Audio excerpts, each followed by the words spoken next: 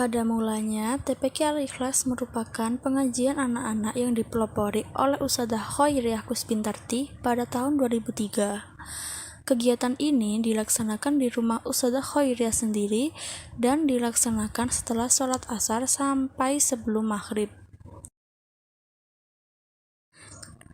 Bermula dari pengajian biasa, dan karena dukungan dan keinginan masyarakat terhadap lembaga pendidikan anak-anak, maka pada tahun 2003 didirikan Taman Pendidikan Al-Quran Al-Ikhlas yang terletak di Desa Sekodobancang, Kecamatan Tarik, Kabupaten Sidoarjo.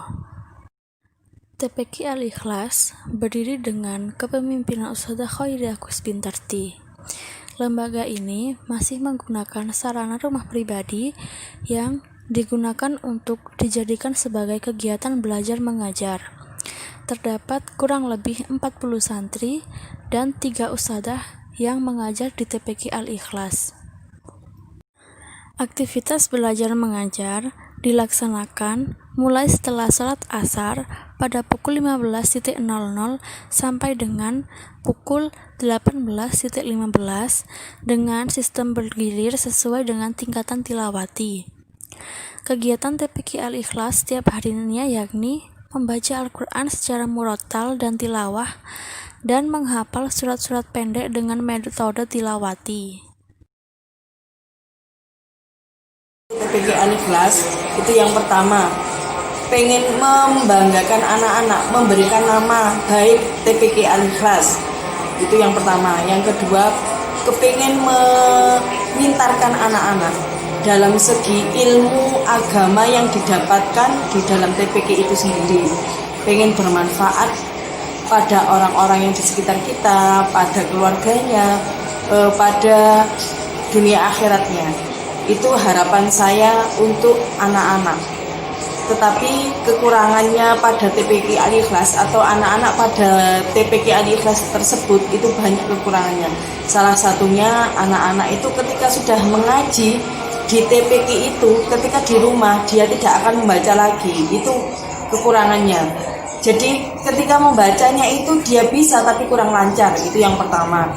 Terus yang kedua, kendalanya itu interaksi antara dua orang tuanya. Maksudnya gini, ketika anaknya ngaji, orang tuanya tidak mau tahu, yang penting anaknya itu ngaji.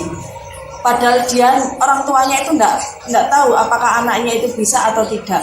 Pokoknya intinya dipasrahkan pada TPQ tersebut atau pada gurunya tersebut. Yang ketiga itu pada pembayaran.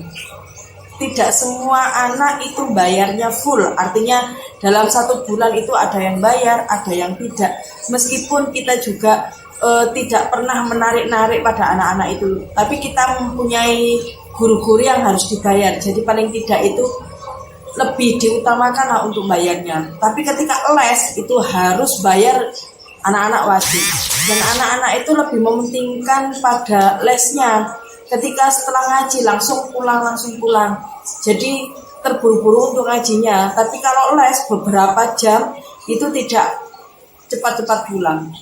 Makanya interaksi antara kedua orang tua dengan guru itu sangatlah penting. Tapi pada anak-anak TPQ Al-Ikhlas itu sulit untuk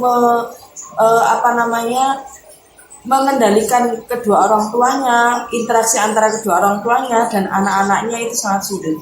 Itu saja harapan saya sebagai guru TPQ atau Ustadzah TPQ Al-Ikhlas. Terima kasih.